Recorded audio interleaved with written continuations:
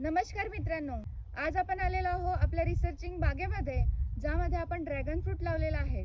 तर आता हा जो ड्रॅगन फ्रूट लावून आपल्याला 10 महिने कंप्लीट झालेले आहे. फंगीसाइडचा जो स्प्रे आहे आपण यावर घेत असतो, कारण की आपल्या प्लॉटमध्ये आपल्याला फंगसचा जो प्रादुर्भाव आहे तो इथे पाहायला मिळत आहे. अगोदरच्या दिवशी आपण स्प्रिंकलने पाणी दिलेले आहे आणि त्यानंतर आज आपण इथे सकाळी येऊन जे फंगस लागलेलं होतं ते आपण काढून टाकलेलं आहे आणि नंतर यावर 20 लिटरच्या पंपामध्ये आपण एक इथं फंगीसाईड वापरलेलं आहे, ज्यामध्ये मेटॅलॅक्झिल हा घटक असलेलं आपण लाहोटी या नावाचं इथे फंगीसाईड वापरलेलं आहे आणि सोबतच H याचा इथे वापर करत आहोत, जेणेकरून झाडाची वाढ जी आहे ती चांगली होणार, झाड जे आहे हिरवगार राहायला पाहिजे आणि सोबतच इथे जे आहे चांगली पांढऱ्या मुळांची वाढ व्हावं यासाठी आपण H इथे वापरलेलं आहे. 50 ml प्रति 20 लिटरच्या पंपासाठी वापरलेला आहे आणि सोबतच यामध्ये आपण एक सिलिकॉन बेस्ड स्टिकरचा वापर केलेला आहे, की जे औषध आपण झाडावर फवारत आहोत ते झाडाला चांगल्या प्रकारे चिकटून राहण्यासाठी त्याचा आपण इथे वापर करत असतोय.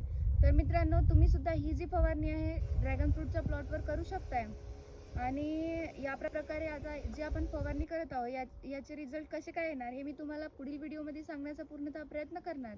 धन्यवाद.